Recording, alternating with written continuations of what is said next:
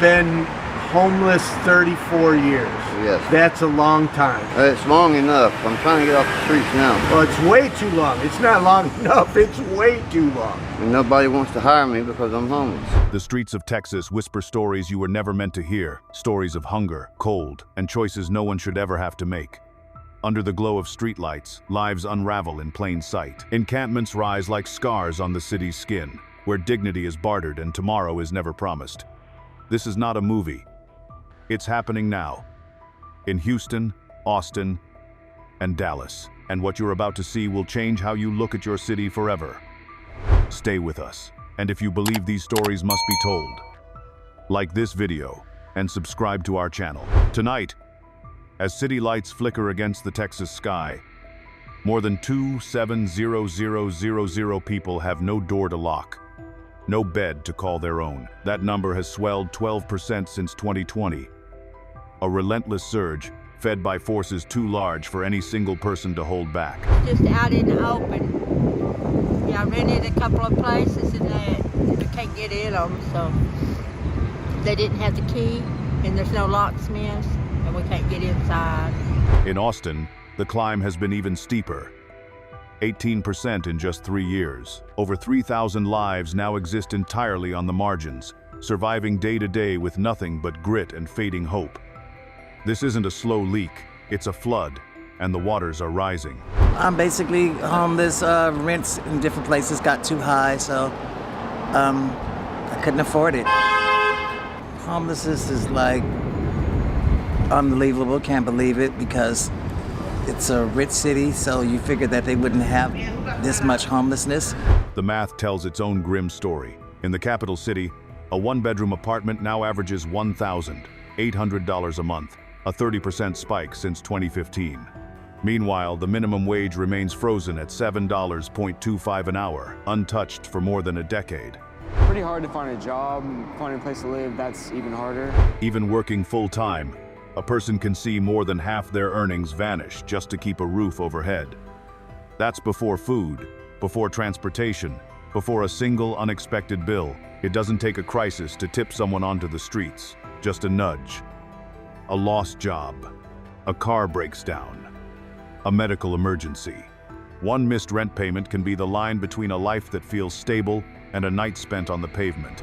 The reason I'm on the street right now is because of Social Security made a blooper and cut out my Social Security check, so I haven't drawn a penny in the last 2 months. But this isn't just an economic story.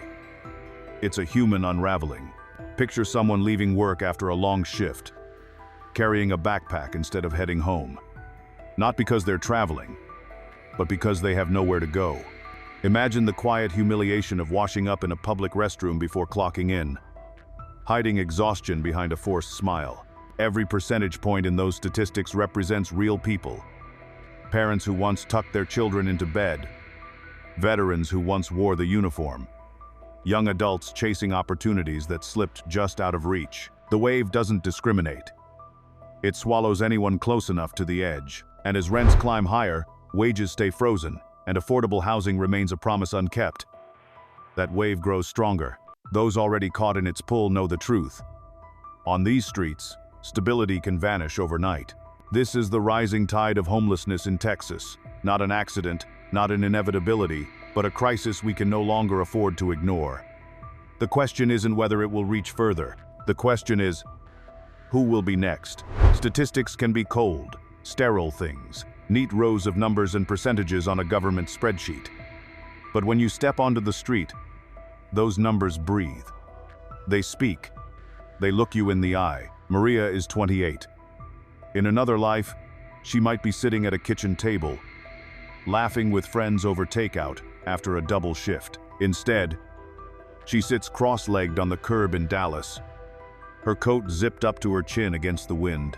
She tells her story, without self-pity, without dramatics. I worked 2 jobs. I kept my head down. I paid my bills, she says. But then rent crept up, groceries cost more, and her second job cut hours.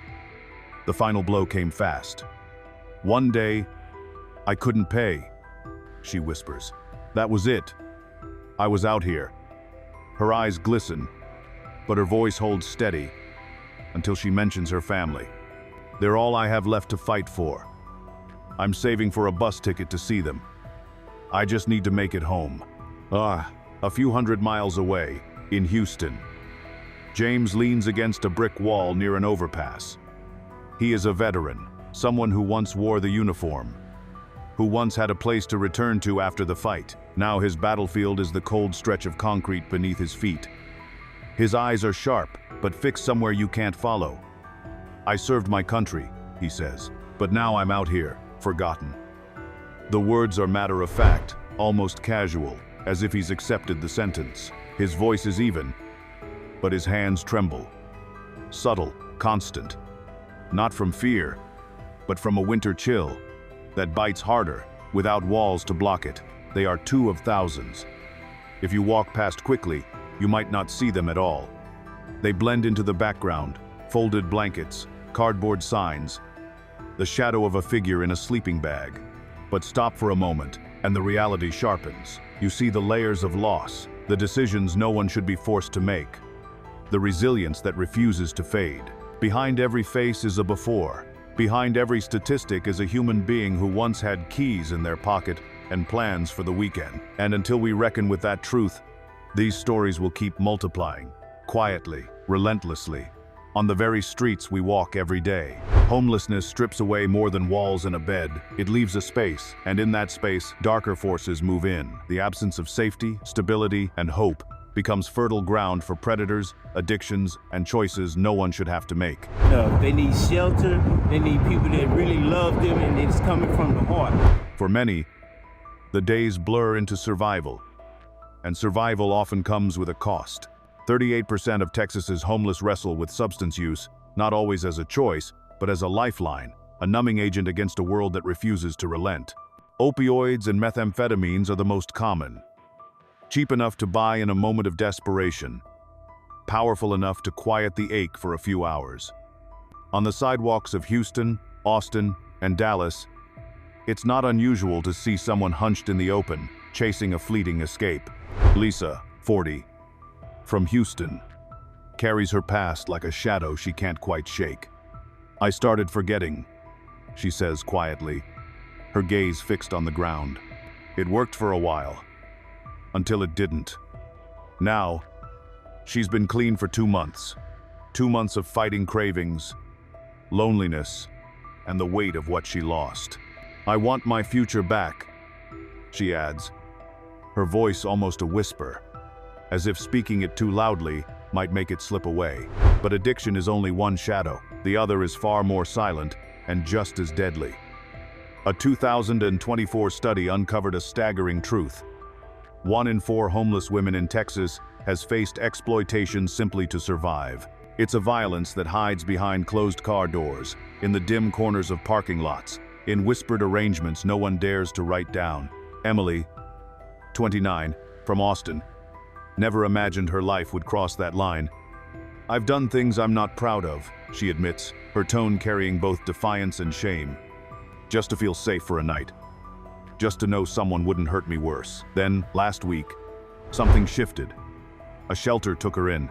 She has a bed now, a lock on her door, and the beginnings of something that feels like safety. I'm starting to believe, she says, her eyes wet but steady, that I can have a different life. These shadows don't show up in the official counts.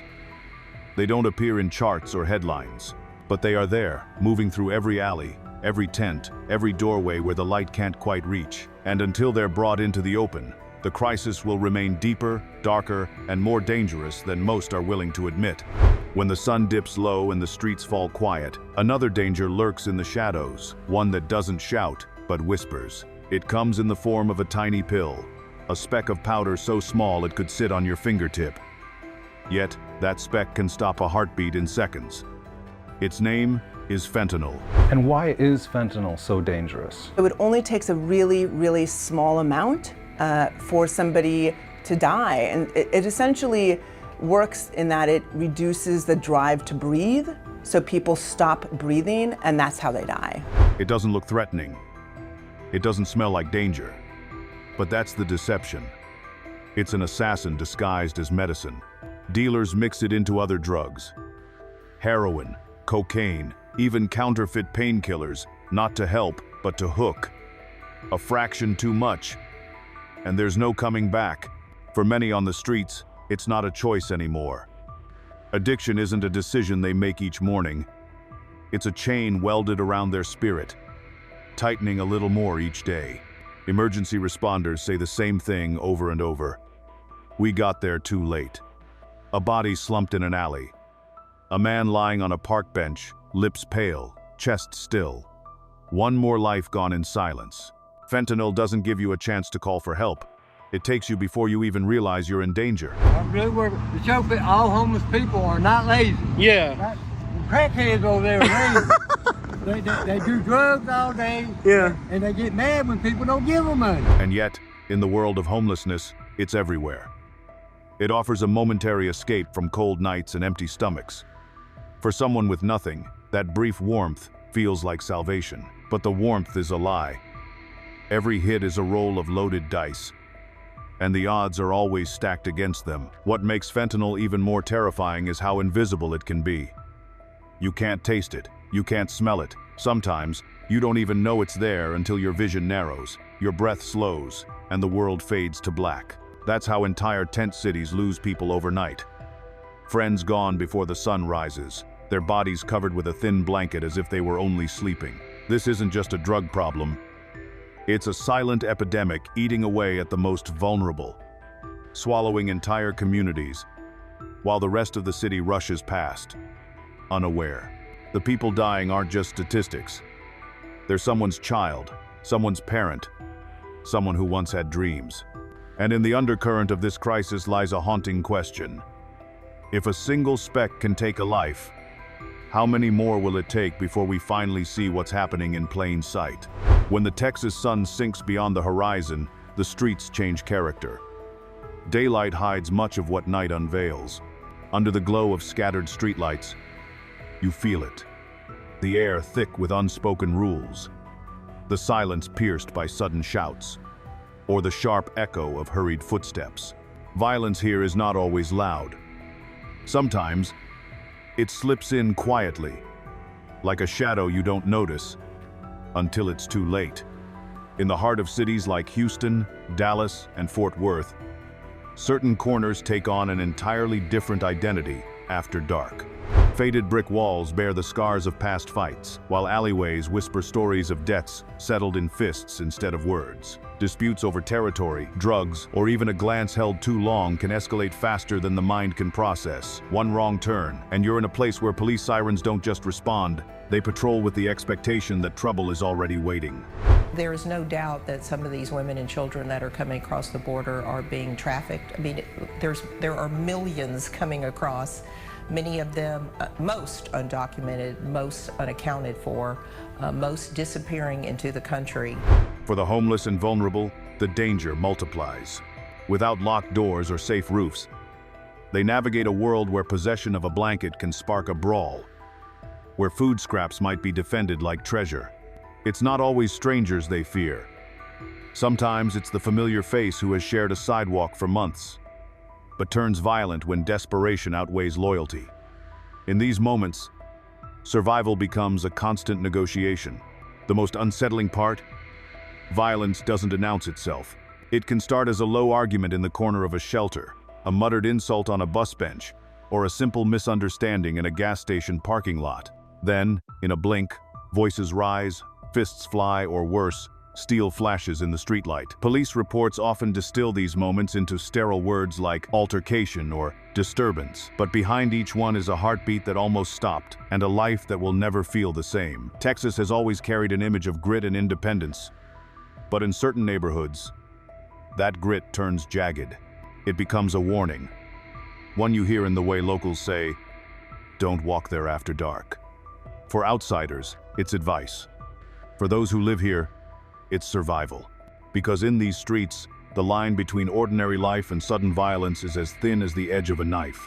If this story opened your eyes, hit that like button, share this video with someone who needs to see it, and help bring the hidden truth into the light. The crisis doesn't stop where the sidewalk ends. It reaches into boardrooms, storefronts, classrooms, and living rooms. What begins as an individual struggle soon becomes a weight shouldered by the entire community. The signs are subtle at first. A shuttered cafe, fewer pedestrians lingering outside shops.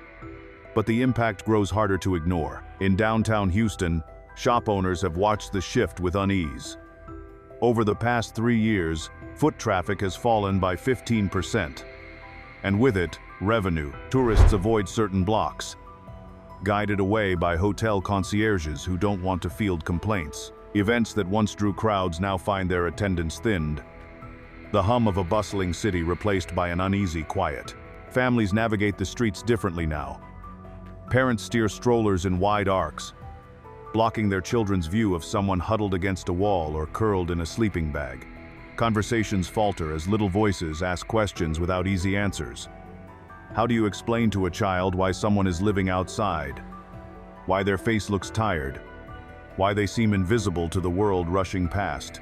The financial toll is just as heavy as the moral one. Cities pour millions each year into emergency responses, dispatching police, clearing encampments, and sending sanitation crews into alleys and underpasses. Each sweep is costly, and each one is only temporary.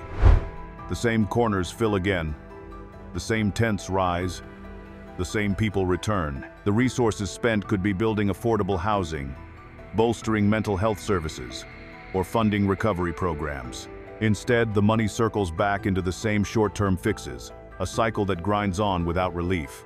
The truth is, no one escapes the ripple. A tourist's canceled trip, a shop owner's dwindling sales, a child's unanswered question. All are part of the same wave that begins with homelessness and spreads outward. And the longer the crisis is left to deepen, the more it will erode the very foundation of these communities. The streets are only the most visible edge of the problem. Behind the storefront glass, inside office towers, across kitchen tables, the weight is felt. The question isn't whether the ripple will reach you. It already has. The real question is whether we'll keep letting it spread, or finally face the tide before it pulls us all under.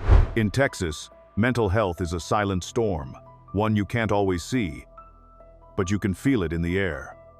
Beneath the endless skies and wide-open plains, minds are battling their own invisible wars. In cities like Dallas, Houston, and Austin, the noise of traffic and the glow of neon lights mask the quiet suffering of thousands. You might pass them on the street and never know. A co-worker's smile could hide sleepless nights. A neighbor's small talk might be a fragile dam holding back waves of panic. An annual report ranks Texas as the worst state in the U.S. for access to mental health care. The numbers tell part of the story. In recent years, Texas has seen a surge in mental health crises. Emergency rooms report growing cases of anxiety, depression, and suicidal thoughts, especially among young adults. But statistics don't capture the hollow feeling in someone's chest when they wake up and can't find a reason to get out of bed. They don't show the silent shame of a father who can't tell his family he's drowning in hopelessness. The tragedy is compounded by the gaps in the system. Many rural towns in Texas don't have a single psychiatrist. The wait times for therapy can stretch for months, and even in urban areas, affordability remains a steep barrier. The stigma runs deep here. In a culture that often prizes self-reliance, asking for help can feel like admitting defeat. So people bottle it up, smile for the world, and fight their battles in private. But the storm doesn't just stay inside. When mental health goes untreated, it spills into other parts of life. Relationships fray, jobs are lost, and addictions take root. In Texas, law enforcement officers often become the first responders to psychiatric crises, and jails become holding cells for those who need hospitals. It's a cycle that grinds people down until they disappear from public view entirely. And yet, there's a quiet resistance forming. In community centers, church basements, and online support groups, Texans are starting to speak out. They're telling their stories, breaking the silence, and demanding a system that values minds as much as bodies. Because here's the truth: the storm can't be weathered alone. And in Texas, where the horizon feels endless, so too can hope, if we choose to face the unseen together. Texas is caught in a housing deficit so vast it feels impossible to close. with more than 600,000 low-income units short of meeting the need. Behind that number are waitlists that stretch not in weeks or months, but years. In Dallas, a family applying for subsidized housing today might not see their name move for 3 long years. By then, jobs are lost, belongings are gone, and children have grown older, knowing the streets as home.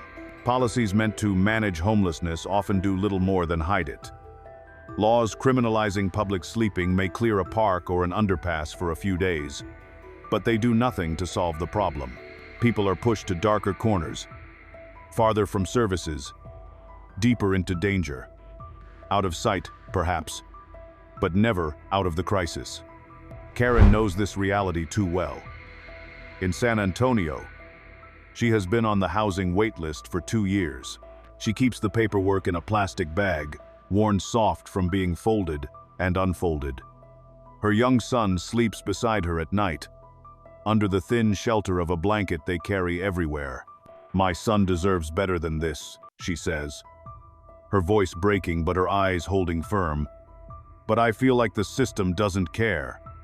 Every day, she fights in small ways, keeping her son clean, walking him to a library so he can read, stretching donated food so he eats more than she does. She has learned the routes that feel safer, the spots where they can rest without being moved along, the times when the city is quieter.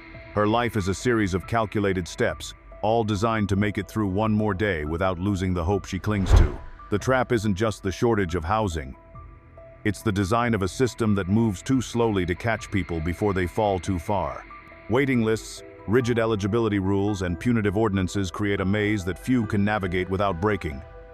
For many, the fight for a roof becomes just as exhausting as the fight for food or safety. Until policies shift from punishing visible poverty to actually preventing it, the cycle will keep turning. And people like Karen will keep standing in the gap, fighting for a life they know their children deserve. Even as the system makes them wait in the shadows, there's a path forward, but it demands more than charity. It demands courage. We can raise walls, fund recovery, and open doors wide enough for anyone ready to walk through. We can restore safety, dignity, and the fragile hope that keeps people alive in the dark. But here's the twist. If we don't act now, the next face in the crowd could be someone you know, maybe even someone you love.